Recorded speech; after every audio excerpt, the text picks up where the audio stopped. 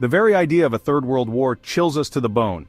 Twice in the 20th century, humanity descended into global conflicts that reshaped borders and claimed millions of lives. The horrors of those wars are forever seared into our collective memory. Today, as tensions simmer across the globe, the question arises, could it happen again? What will become of our interconnected world if the dogs of war are unleashed once more? Previous world wars shared certain characteristics. They involved powerful nations, spanned vast areas, and employed destructive technologies. The specter of nuclear weapons hangs heavy over any discussion of large-scale conflict.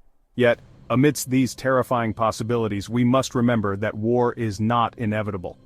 History teaches us that diplomacy, international cooperation, and the desire for peace can prevail. Perhaps the most optimistic yet entirely plausible outcome of a global conflict is a negotiated peace. Imagine a scenario where the initial clash of arms, while devastating, triggers a wave of international pressure. The United Nations, bolstered by the pleas of neutral nations and the fear of further escalation, manages to broker a ceasefire. This wouldn't be a clean or easy peace. Negotiations would be fraught with tension, distrust, and the bitter weight of wartime losses. Years, even decades, might pass before a lasting agreement is reached. Borders would be redrawn, reparations demanded, and war crimes tribunals convened. The world, scarred and wary, would have to learn to coexist in the shadow of its near destruction. This scenario hinges on several factors. First, the conflict must remain relatively contained, avoiding the use of weapons of mass destruction. Second, key nations, particularly those possessing nuclear arsenals, must prioritize diplomacy over military victory. Finally, the international community must present a united front, demonstrating that the costs of continued conflict far outweigh any perceived gains. In a world dominated by technology, World War III might not resemble the massive land battles of the past. Imagine a conflict fought primarily in cyberspace and through devastating but ultimately inconclusive drone and missile strikes. Nations might cripple each other's infrastructure, economies, and communication networks, leading to a state of perpetual cyber warfare and technological stalemate. This scenario represents a chilling evolution of modern warfare. Instead of mass casualties on traditional battlefields, the war would be fought through algorithms and remote systems, with civilian populations suffering the consequences of economic collapse, societal disruption, and the constant fear of cyber attacks. The line between war and peace would become blurred, with no clear victor emerging from the ashes of the digital battlefield. The end of such a conflict wouldn't be marked by a peace treaty, but rather by a gradual winding down of hostilities. Exhausted by the economic and social costs of perpetual cyber warfare, nations might eventually agree to a fragile truce. This wouldn't be peace, but rather a tense and unstable standoff, with the constant threat of renewed cyber attacks looming over a deeply divided world. The use of nuclear weapons is the ultimate nightmare scenario. Yet, amidst the unthinkable devastation, even a limited nuclear exchange might not lead to global annihilation. Imagine a scenario where one or two nuclear devices are detonated, perhaps in a desperate attempt to turn the tide of a losing war. The horror of these attacks, while immense, might shock the world into a ceasefire. The immediate aftermath would be catastrophic. Hundreds of thousands, if not millions, would perish in the blasts and the ensuing radioactive fallout. Global condemnation would be swift and absolute, with the international community rallying to isolate the aggressor and contain the damage. The fear of further escalation, of pushing the world to the brink of nuclear winter, could be the catalyst for a global peace movement unlike any seen before. This scenario represents a terrifying paradox. The very act of using nuclear weapons, while horrific, might be the catalyst for their ultimate abolition. The shared trauma of a limited nuclear exchange could force humanity to confront the existential threat posed by these weapons, leading to a renewed push for disarmament and a global commitment to peaceful conflict resolution. Section 5. The Collapse Scenario. Internal conflicts end the war. History is filled with examples of empires collapsing under their own weight, consumed by internal strife and economic turmoil. It's not inconceivable that a future World War III could follow a similar trajectory. Imagine a scenario where the initial global conflict triggers a cascade of secondary conflicts and internal uprisings.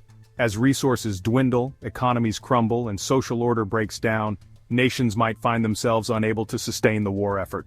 Revolutions, civil wars, and regional conflicts could erupt, further fracturing the global order. The initial conflict, overshadowed by these internal struggles, might slowly grind to a halt, not with a bang but with a whimper. This scenario doesn't necessarily offer a hopeful outcome. While the initial global conflict might end, it would likely leave behind a world scarred by violence, instability, and economic ruin. The collapse of existing power structures could create a vacuum filled by authoritarian regimes, warlords, or extremist groups. The path to rebuilding a stable and peaceful world order would be long and arduous, fraught with new dangers and uncertainties. Section 6, Regional Impacts, A World Reshaped. Regardless of how World War III might end, its impact on various regions would be profound and long-lasting. Some areas directly involved in the conflict would face widespread destruction, displacement, and the collapse of governance. Others might experience economic hardship, political instability, and social unrest as the global order recalibrates. Certain regions, strategically important or rich in resources, could become flashpoints for continued conflict or proxy wars. The Arctic, for example, with its melting ice caps and potential for resource extraction, could become a new battleground for competing nations. Similarly, regions struggling with climate change, water scarcity, or food insecurity could face increased competition and conflict in the aftermath of a global war. The concept of regional blocs or alliances might re-emerge as nations seek security and stability in a fractured world. However, these new alignments could also create new tensions and rivalries, perpetuating the cycle of conflict and mistrust. The challenge for the international community will be to foster cooperation, not division, in the aftermath of such a devastating conflict. Section 7. Economic Fallout, Rebuilding from the Ashes. The economic consequences of World War III would be nothing short of catastrophic. Global trade would grind to a halt as supply chains collapse and financial markets crumble. The cost of rebuilding devastated infrastructure, caring for millions of refugees, and addressing the long-term environmental consequences of the conflict would be staggering. Some nations, particularly those directly involved in the fighting, could face economic ruin, their industries shattered, their workforce decimated. Others, less directly impacted, might experience recessions, inflation, and social unrest as the global economy contracts. The interconnected nature of the modern world means that no nation would emerge unscathed. The task of rebuilding the global economy would require unprecedented international cooperation. Debt relief, humanitarian aid, and investment in sustainable development would be crucial to restoring stability and fostering growth. The world would need to abandon the zero-sum mentality that often drives conflict and embrace a more equitable and sustainable model of economic development. Section 8. Societal Shifts, Trauma, Transformation, and New World Orders. Beyond the physical and economic devastation, World War III would leave an indelible mark on the human psyche. The trauma of war, the loss of loved ones, and the constant fear of violence would have profound and long-lasting effects on individuals, families, and entire societies. The very fabric of our interconnected world, built on principles of globalization, free trade, and the free flow of information, could be irrevocably altered. Nations might retreat into isolationism, erecting barriers to trade and immigration.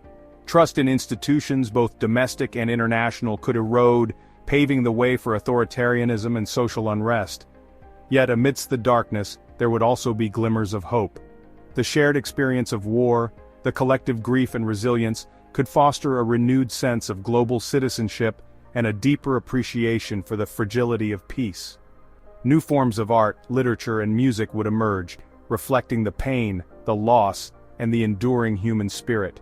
The challenge for humanity would be to learn from the mistakes of the past and build a more just, equitable, and peaceful world for future generations. Section 9. Hope Amidst the Ruins, A Call for Dialogue and Diplomacy. While the scenarios outlined above paint a bleak picture, it's crucial to remember that the future is not predetermined. We have the power to choose a different path, to break the cycle of violence and mistrust. The key to preventing wars lies in dialogue, diplomacy, and a shared commitment to peace. We must invest in diplomacy, strengthening international institutions, and promoting dialogue. Addressing root causes like poverty, inequality, and climate change is essential. Most importantly, we must remember our shared humanity. Despite our differences, we share one planet and one future. By embracing our common humanity and choosing dialogue, we can create a world where war is a relic of the past. Let us choose hope over fear, cooperation over conflict, and build a future worthy of our shared humanity.